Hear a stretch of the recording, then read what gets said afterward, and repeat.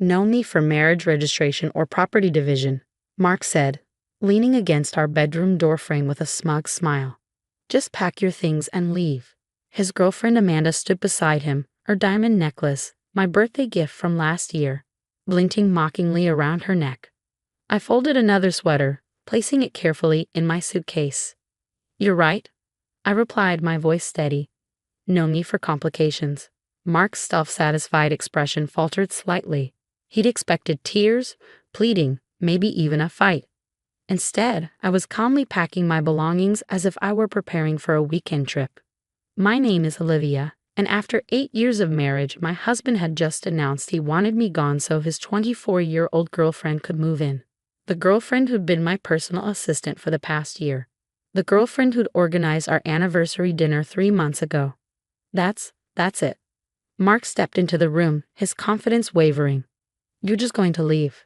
I zipped up my suitcase, finally meeting his eyes. Isn't that what you want? Amanda wrapped her arm around his waist, but I caught the slight furrow in her brow. This wasn't going according to their script. They'd expected drama, resistance, something they could use to paint me as the hysterical soon-to-be ex-wife.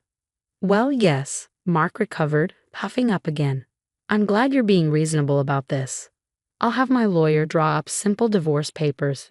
You sign, we go our separate ways, no messy property disputes. I nodded, pulling out my phone. Speaking of property, I scrolled through my photos, finding what I needed. You might want to see this before we finalize anything. Mark's face darkened. We're not negotiating here, Olivia. The house is in my name. My family's money paid for it. You're leaving with what you brought into this marriage. I turned my phone screen toward him. Are you sure about that? The color drained from his face as he recognized the document, our marriage registration from 8 years ago. The one he thought had never been filed because he'd forgotten to submit it after our ceremony. That's not possible, he stammered. We never registered the marriage. I made sure. He caught himself, but it was too late. You made sure? I kept my voice light. Made sure of what, Mark? That you could throw me out whenever you wanted. That I have no legal claim to anything we built together. Amanda's grip on his waist loosened. Mark? What's she talking about? I almost felt sorry for her. Almost. Your boyfriend here thought he was clever. Plan a beautiful wedding, go through the ceremony, but never file the paperwork. That way, he could avoid any messy property division if things went south. I turned to Mark, whose face had turned an interesting shade of gray. Isn't that right? You're lying, he snarled, but his eyes were fixed on the document displayed on my phone. That's fake. The registrar's office would disagree. I picked up my suitcase. You see, Mark, I figured out your little plan about a week after our wedding, when you said you'd handle the registration, but then kept making excuses about why it was taking so long. Amanda stepped away from him, her expression shifting from confusion to dawning horror. You mean you're actually married? Very legally married, I confirmed. I went to the registrar's office myself, filed the paperwork properly. Mark was just too arrogant to ever check. He assumed I was as naive as he thought I was. Mark lunged for my phone, but I was already sliding it back into my pocket. It doesn't matter, he spat. You can't prove. I have copies, I cut him off. Multiple copies stored in very safe places, along with 8 years' worth of financial records, property documents, and some very interesting emails about how you've been handling the company accounts. The mention of the company made him freeze, his family's precious business where he'd recently been made CEO. The position he'd gotten largely because of my behind-the-scenes work modernizing their outdated systems and processes. You wouldn't, he whispered. I wouldn't what? Ensure I get my fair share of what we built together. Protect myself from your attempts to leave me with nothing. I smiled, but there was no warmth in it. You taught me well, Mark. Always have a backup plan, isn't that what you always said? Amanda was backing toward the door, her face pale. I think I should go. Wait, Mark called after her, but she was already hurrying down the hallway. The front door slammed a moment later. I picked up my suitcase, enjoying the way Mark seemed to have forgotten how to speak. I'll be staying at the lake house, I said, referring to the property we'd bought 2 years ago. The one I'd insisted on having jointly titled. My lawyer will be in touch about the property division and divorce terms. Olivia, he finally managed, his voice hoarse. We can talk about this. Now you want to talk? I shook my head. 8 years, Mark. 8 years of me supporting your career, managing your family's business transitions, playing the perfect wife while you planned to make sure I could be discarded without consequences. I walked to the door, then turned back one last time. Oh, and that merger you're planning, the one that's supposed to be announced next week, you might want to hold off on that. There are some irregularities in the paperwork that need to be addressed first. His face went from gray to white. Those irregularities were his doing. Creative accounting I'd discovered months ago but hadn't confronted him about. I'd been gathering evidence instead, building my own backup plan while he thought I was obliviously happy in our marriage. You're bluffing, he said, but his voice shook. Am I? I stepped into the hallway. I guess you'll find out. By the way, that diamond necklace Amanda was wearing, the one you gave me for my birthday, I'll need that back. It's on the list of marital assets my lawyer will be reviewing. I left him standing in our bedroom, surrounded by the life he thought he could take away from me with a few simple words. He had no idea that while he was planning his exit strategy, I had been 10 steps ahead, preparing for exactly this moment. Some might call it paranoid, keeping such careful records and planning for the worst. I called it learning from the master of manipulation himself. Mark had taught me well, just not the lessons he'd intended.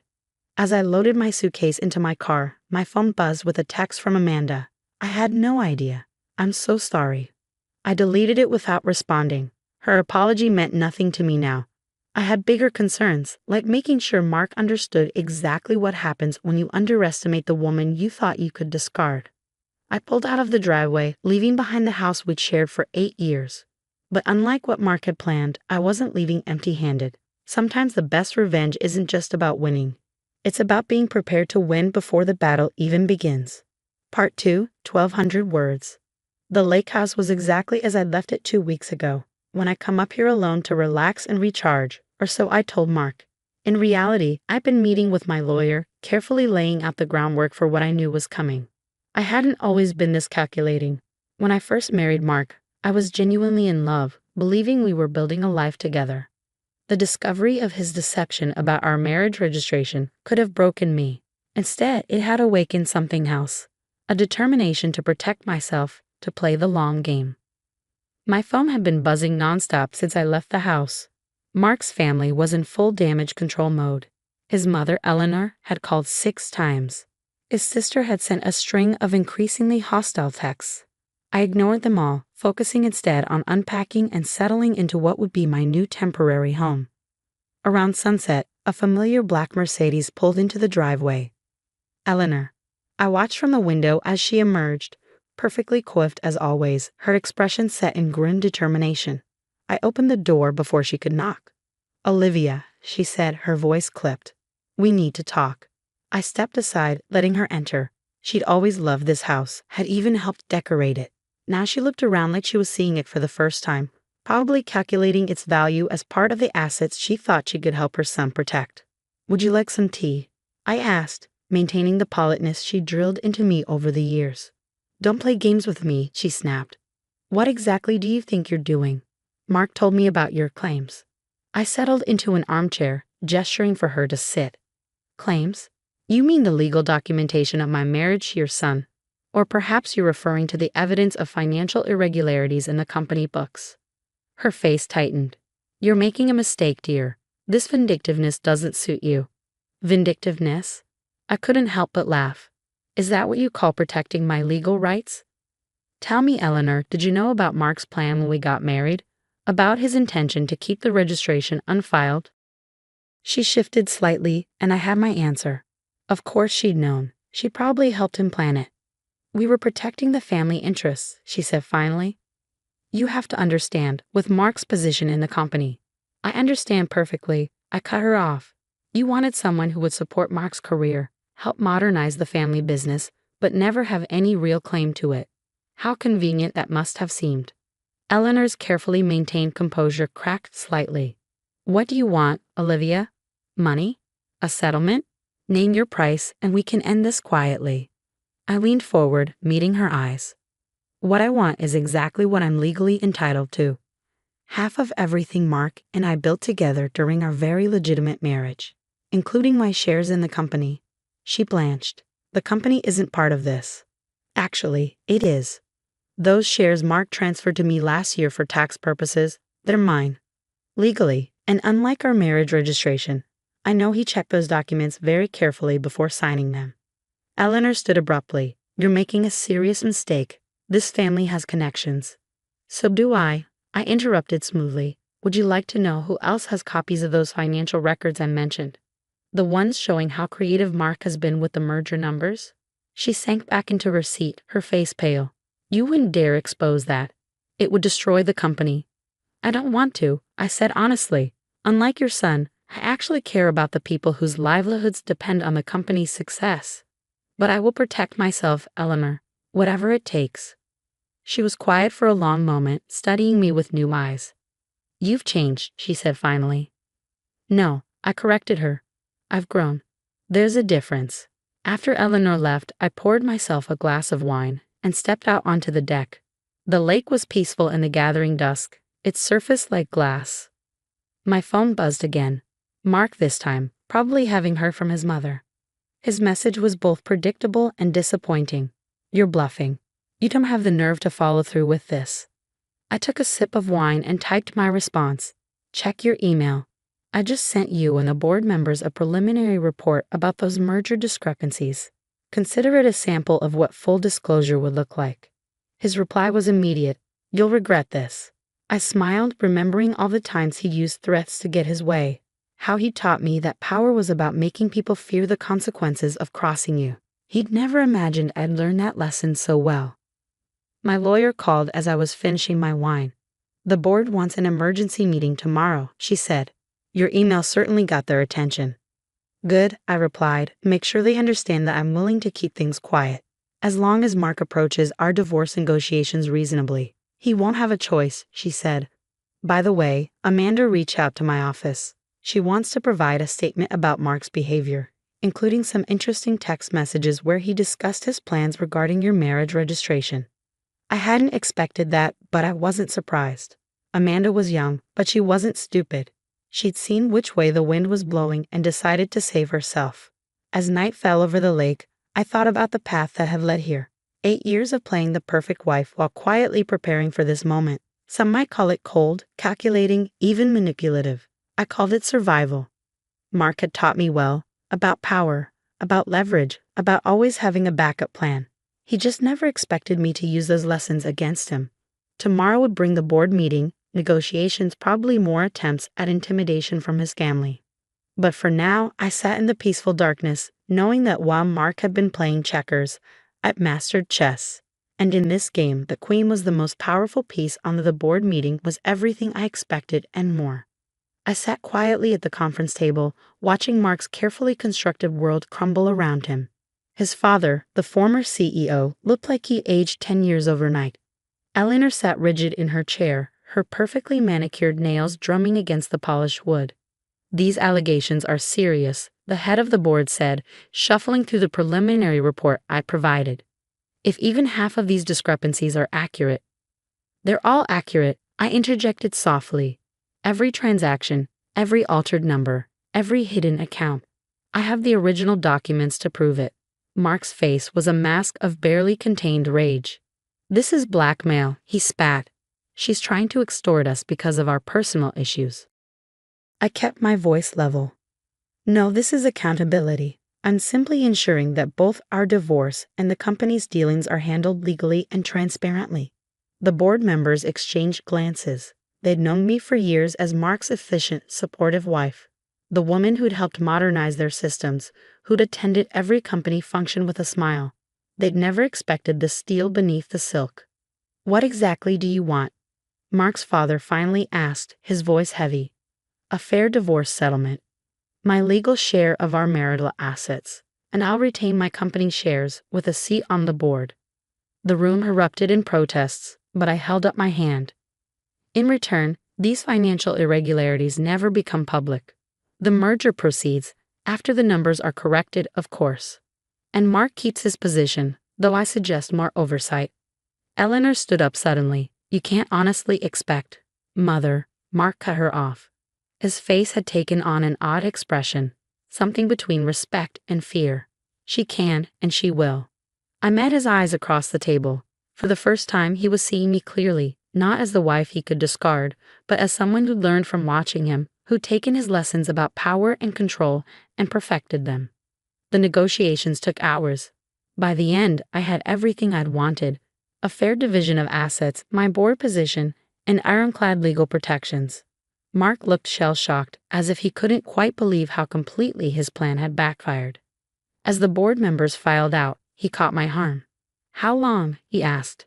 "How long have you been planning this?" "Since the day I discovered you never filed our marriage registration," I replied honestly. "You taught me well, Mark. Always have leverage. Always be prepared. Never let anyone see your full hand until you're ready to play it." He let go of my arm, laughing bitterly. "I created my own worst enemy." "No," I corrected him. "You created your match. I just proved to be better at the game." 3 months later, I sat in my new office overlooking the city. The divorce was finalized, the assets divided, and the company was thriving under stricter financial oversight. Amanda had moved on to a job in another state, her youth and ambition focused on building her own career rather than attaching herself to someone else's. My phone buzzed with a text from Eleanor, surprisingly. Since the board meeting, our relationship had shifted from antagonistic to something approaching grudging respect. "Dinner next week," she wrote. "There's a new board member I'd like you to meet." I smiled, remembering how she'd once tried to threaten me with the family's connections. Now she was offering to make introductions. Power recognized power, after all. Mark and I maintained a strictly professional relationship at board meetings. Sometimes I caught him watching me with a mixture of regret and admiration. He'd wanted a wife he could control and discard. Instead, he'd gotten an equal who'd outplayed him at his own game. The lake house became my permanent residence, its peaceful waters a reminder of how far I'd come. I learned that strength wasn't about being cruel or calculating, it was about being prepared, about knowing your worth, and about never letting anyone else define your value. One evening, as I sat on the deck watching the sunset, I received an unexpected email from Mark. "You were right, about everything. I'm sorry." I didn't respond. His apology, like his previous threats, meant nothing now. I'd built something stronger than his regret. A life on my terms, secured by my own wisdom and determination. Some might say I was harsh, turning his manipulation tactics against him. But in the end, I protected not just myself, but the company and the employees who depended on it. Sometimes the kindest victory is the one that prevents greater harm. The sun dipped below the horizon, painting the lake in shades of gold and purple. I'd lost a husband but gained something more valuable. The unshakable knowledge that I was capable of not just surviving, but thriving on my own terms. Mark had tried to teach me about power through control and fear. Instead, I learned about power through preparation and principle. In the end, that made all the difference. As darkness settled over the lake, I raised my glass to the night sky. Here's to lessons learned, battles won, and the strength that comes from facing betrayal with grace and strategy rather than fury and defeat. Sometimes the best revenge isn't about getting even, it's about getting ahead.